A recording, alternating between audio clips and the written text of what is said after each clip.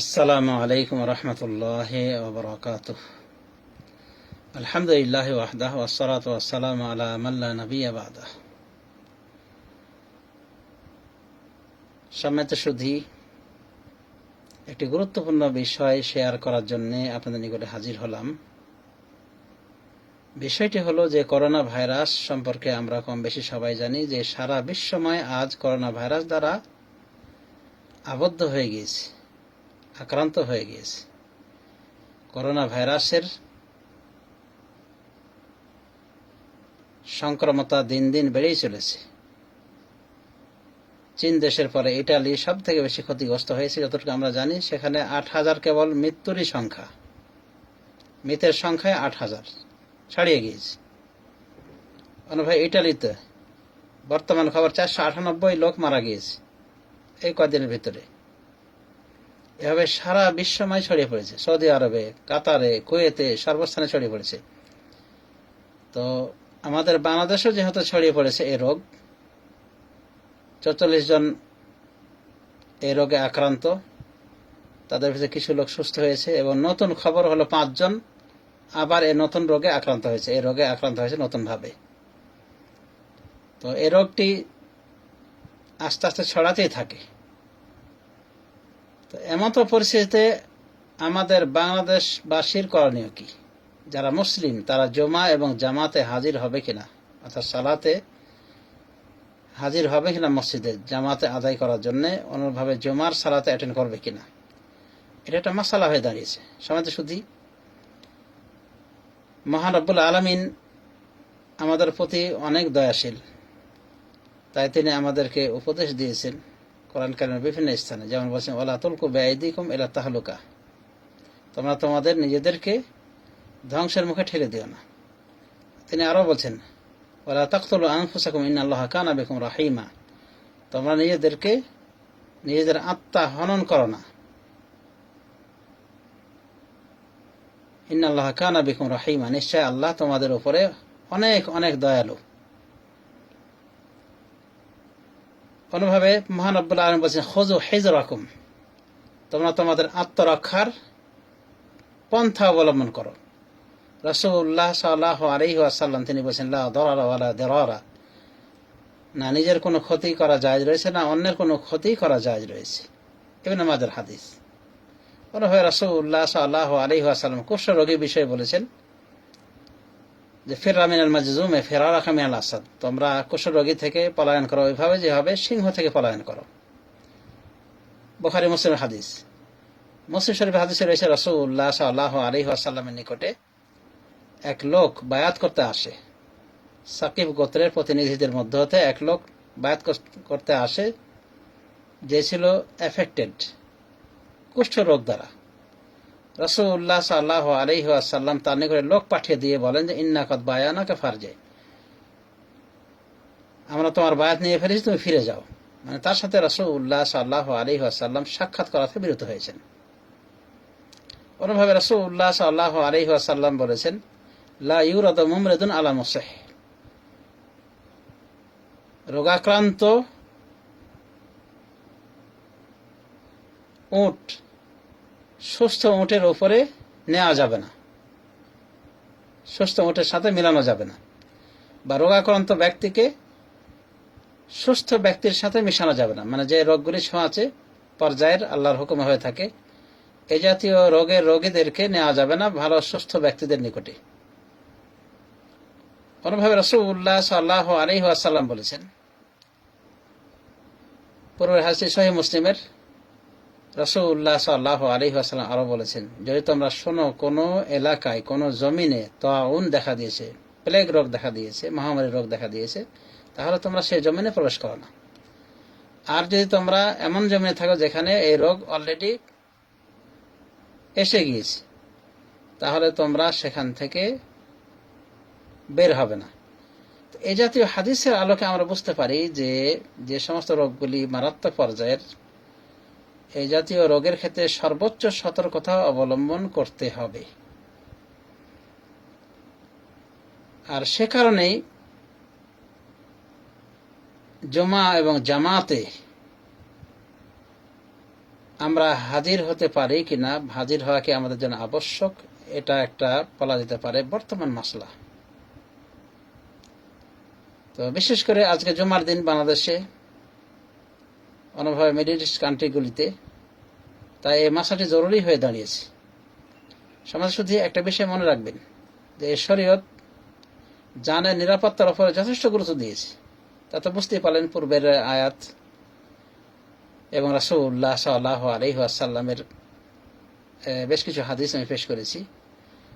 তো এই জাতীয় কোরআনের আয়াত এবং হাদিসের নিরিখে এবং বর্তমান প্রেক্ষাপটে এই করোনা ভাইরাস যেহেতু একটি সংক্রমণ ব্যাধি, যদিও সেটা আল্লাহর অনুমতি সাপেক্ষে হয়ে থাকে, কিন্তু এটা প্রমাণিত হয়েছে ডাক্তারিভাবে, মেডিকেল ভাবে, যে এই রোগ সংক্রমণকারী, যেটা বাস্তবতা। তো যেহেতু এই রোগটি সংক্রমণ করে থাকে, একজন থেকে হাজারো জনে ছড়িয়ে যেতে পারে, কাজেই সর্বোচ্চ সতর্কতা হিসেবে জনসমাবেশকে এড়িয়ে চলতে হবে। এটা কোরআন হাদিসের দাবি অনুযায়ী সঠিক সিদ্ধান্ত। কোনোভাবে মসজিদে জুমার সালাত আদায় করতে হলে অবশ্যই জনসমাবেশ হবে। কোনোভাবে জামাতে সালাত আদায় করলে অবশ্যই সেখানেও সমাগম হবে, জনসমাগম। এবং যেহেতু একেবারে কাছাকাছি হয়ে থাকে এবং এ রোগ সম্পর্কে বলা হচ্ছে যে 1 মিটার দূরে থাকা উচিত, নতুবা সংক্রমণ হওয়ার সম্ভাবনা আছে। বিশেষ করে কফ কাশি যদি কেউ দিয়ে বসে এবং এই জাতীয় রোগে আক্রান্ত, তাহলে সেখান থেকে সংক্রমিত হয়ে যায়। তো এই কারণেই বর্তমান পরিস্থিতিতে জমা এবং জামাত আদায় করা যাবে কিনা মসজিদে, ওলামায়ে কেরাম বিষয়টি নিয়ে গবেষণা করেছেন। সৌদি আরব উচ্চ ওলামা পরিষদ, অনুভাবে লাজনা দাম, স্থায়ী ফতোয়া বোর্ড, তারা ইতিপূর্বে ফতোয়া দিয়েই দিয়েছেন যে বর্তমান পরিস্থিতিতে মসজিদে জামাত করা যাবে না, জুমার সালাত আদায় করা যাবে না, এগুলি থেকে বিরত থাকতে হবে। মুফতিয়ানে কেরামদের ফতোয়া অনুযায়ী সৌদি আরবের প্রায় সকল মসজিদ বন্ধ রয়েছে, একমাত্র 2টি মসজিদ ব্যতীত, হারামেন শরীফান, মক্কা মদিনার মসজিদ, এবং সেই 2 মসজিদকে বিভিন্নভাবে মেডিসিন স্প্রে করে, টেকনোলজির বিভিন্ন পন্থা পদ্ধতি অবলম্বন করে সেগুলোকে কি করা হয়েছে, তাকিম বলা হয় আরবিতে, মানে সেগুলোকে ওই সেফটি করা হয়েছে। তো তারপরও মক্কা মদিনায় সীমিত পরিসরে লোক হাজির হচ্ছে। তো শুধুমাত্র জুমার সালাত আদায় হচ্ছে মক্কা মদিনার এই 2টি মসজিদে, তা অত্যন্ত সংকুচিত অবস্থায়। সেখানে মুসল্লির সংখ্যা একেবারে হয়তো বা 100 ছড়াবে কি না আল্লাহ ভালো জানে, যেটা মসজিদে নববীর দৃশ্য থেকে আমরা বুঝতে পারলাম।